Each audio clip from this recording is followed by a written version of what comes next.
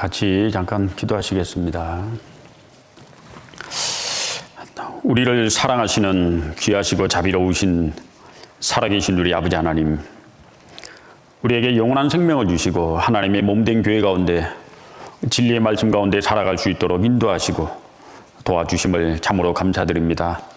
저희 광주교회 주께서 사랑하셔서 귀중한 영혼들 많이 구원받게 인도하시고 또 몸된 교회 가운데 함께하고 말씀 가운데 성장할 수 있도록 인도하심을 감사드립니다. 3일째 청년의 특강 시간, 귀한 시간 함께하고 있습니다. 오늘 축복받는 결혼이라는 주제로 또 생각해 보려고 합니다. 이 말씀을 통해 우리 마음에 위로와 격려를 더해 주시고 어떻게 살아야 될지, 또 결혼이란 것에 대해서 어떻게 생각하고 준비해야 될지 깨달아 알 수 있도록 성경적 가치관과 또 신앙관을 가질 수 있도록 인도하시고 도와주시옵소서. 끝나는 시간까지 함께 해주시고 청년들 같은 마음으로 함께 말씀을 귀하게 경청하여 올바른 가치관을 가질 수 있도록 도와주시옵소서. 예수님 이름 받들어 기도드립니다. 아멘. 성경 창세기 1장을 찾으시겠습니다.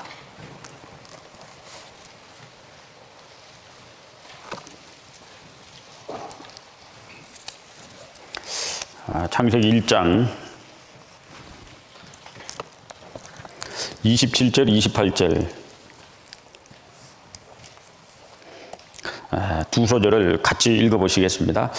하나님이 자기 형상 곧 하나님의 형상대로 사람을 창조하시되 남자와 여자를 창조하시고 하나님이 그들에게 복을 주시며 그들에게 이르시되 생육하고 번성하여 땅에 충만하라. 땅을 정복하라. 바다의 고기와 공중의 새와 땅에 움직이는 모든 생물을 다스리라 하시니라.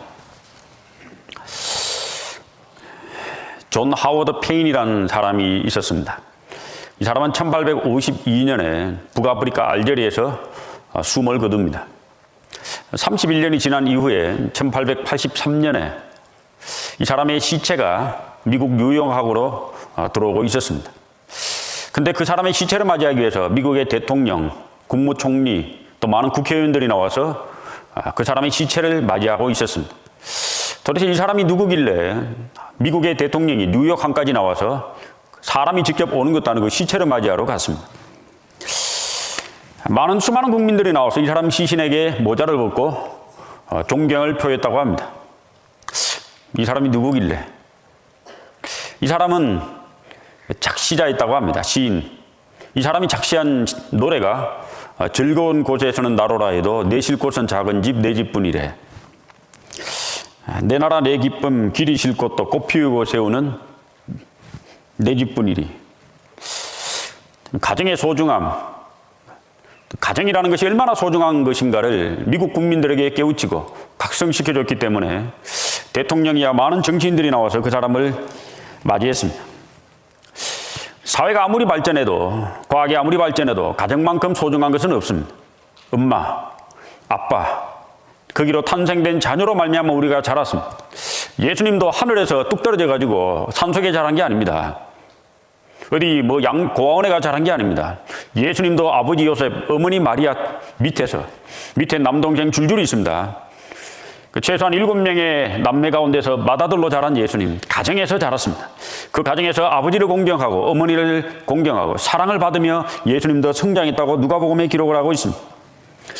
인류 최초의 가정은 사람이 만들거나 고안해낸 게 아닙니다. 사람이 문명이 발달하고 과학이 발달해서 한 남자와 한 여자로 만나 결혼한 사람이 만든 고안해낸 것이 가정과 가족의 제도가 아닙니다. 가족의 제도는 인류 최초 하나님이 아담과 하와를 만들 때 하나님이 만드신 인류 최초의 조직입니다. 이 국가가 있기 이전에 먼저 가정이 있었어요.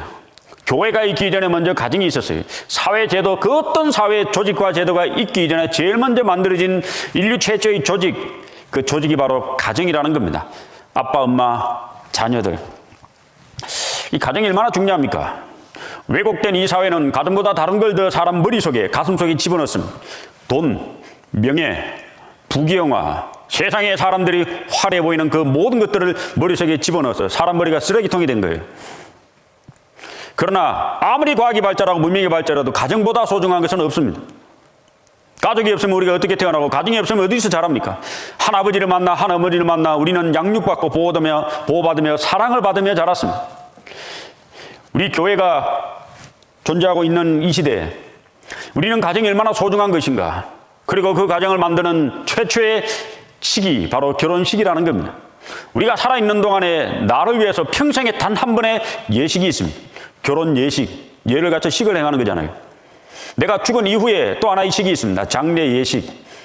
그 사람 한 사람을 위해서 인류가 두 가지의 식을 만들었습니다. 결혼 예식과 장례 예식.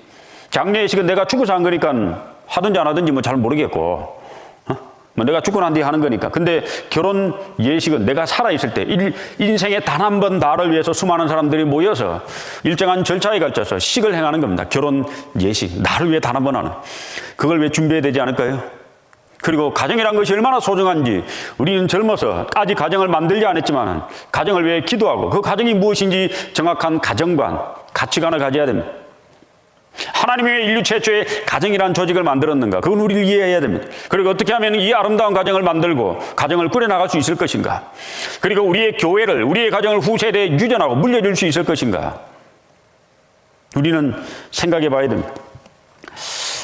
자, 오늘은 축복받는 결혼을 위해서 이제 성인이 됐잖아요. 대학생입니다. 아니면 20살 직장인도 있을 겁니다. 우리는 가정이 무엇인지 생각해 볼 나이가 됐습니다. 결혼이 무엇인지 생각해 볼 나이가 됐습니다. 아무 생각 없이 살아서는 안 됩니다. 우리 후세대에 이 교회를 물려줘야 됩니다. 저는 목회자로서 요즘 고민이 많습니다. 무슨 고민? 어떻게 하면 이 교회를 후세대에 물려줄 수 있을 것인가? 자나깨나 고민입니다. 복음을 깨달은, 자기가 직접 복음을 깨달은 사람을 1세대라고 합니다. 저는 1세대 복음을 깨달은 사람 1세대. 제 아들은 복음의 2세대입니다. 아버지로부터 수직 전도된 복음의 2세대. 여러분들은 복음의 대부분 2세대입니다. 교회사 속에 복음의 3세대까지 복음이 제대로 내려간 적이 없어요. 2세대가 거의 마지막인 교회가 많습니다. 그런 비극을 우리 교회에서 맞이할 수 있다면 그건 참 비극이잖아요. 진짜 비극 중에 비극입니다. 우리의 자녀들에게 또 복음이 전수되고 그 아이들이 자라서 이 교회를 융성시켜야 되잖아요.